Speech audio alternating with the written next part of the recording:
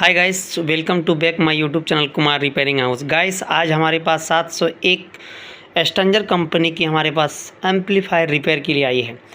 और इस एस्टेंजर amplifier machine में क्या फॉल्ट है, चलिए हम आपको चेक करके दिखाते हैं। तो जैसे हम पावर दे चुके हैं और मशीन पर हम पावर दे चुके हैं, पावर आ चुका है और यहाँ देख सकते हैं पावर की इंडिकेटर लाइट हमारी जल रही है। ठीक है, अब यहाँ बॉक्स की हम वायर को भी कनेक्शन कर चुके हैं और यहाँ से हम एक सीरीज वायर को कनेक्शन हम करेंगे ऑक्स कॉर्ड पर। ठीक है, अब यहाँ कॉर्ड हमारी देख सकते हैं, यहाँ कॉर्ड को हम जैसे ही टच कर रहे हैं यहाँ हमारी ना तो कोई भी लाइट शो हो रही है और ना ही हमारी साउंड जो है दोस्तों आ रही है।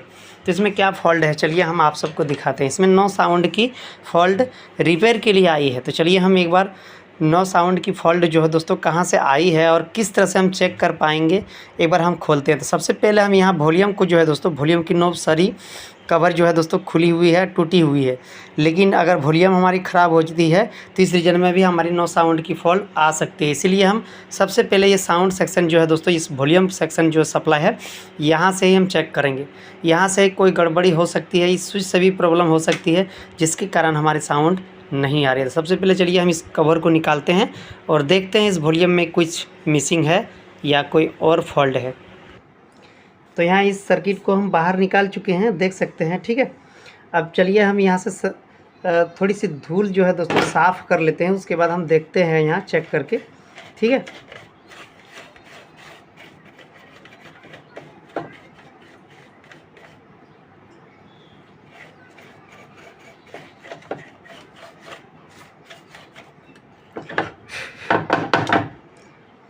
तो यहाँ देख सकते हैं कंडेंसर जो है हमें खुला हुआ दिखाई दे रही है।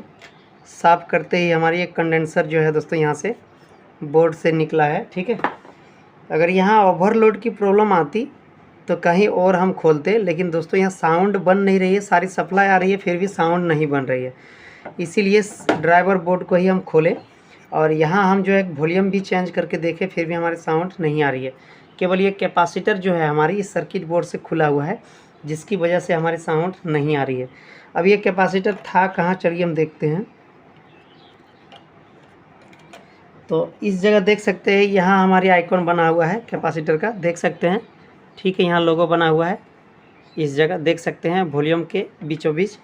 तो हमें लगता है इसी जगह से ये कैपेसिटर जो है खुला हुआ है। ठीक है, तो हम चलिए कैपेसिटर को यहाँ से हम दोबारा हम इसे लगा लेते हैं और फिर एक बार हम पावर दे करके देखते हैं। ठीक है,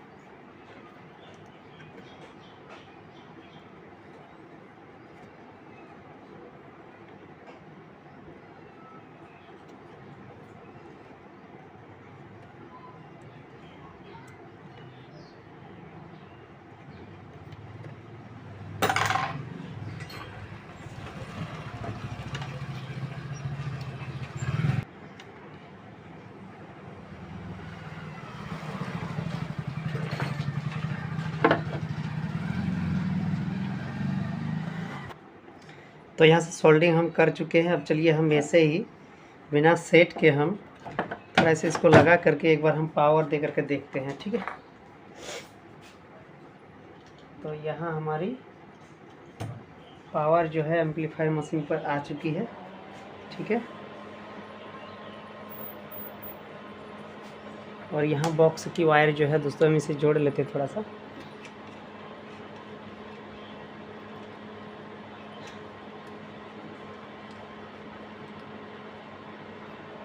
तो जुड़ चुका है और यहाँ अब हम चेक करेंगे। ठीक है,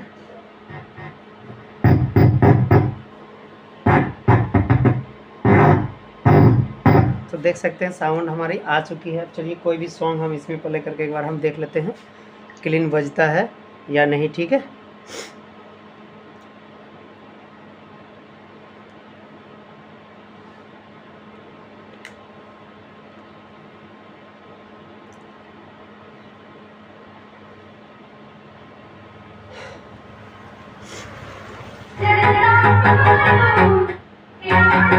तो देख सकते हैं दोस्तों जो साउंड प्रॉब्लम था इस एस्टेंजर कंपनी की एम्पलीफायर मशीन पर, ये बिल्कुल सही हो चुका है। और ऐसे ही आप हमारे यूट्यूब के माध्यम से जुड़े रहें।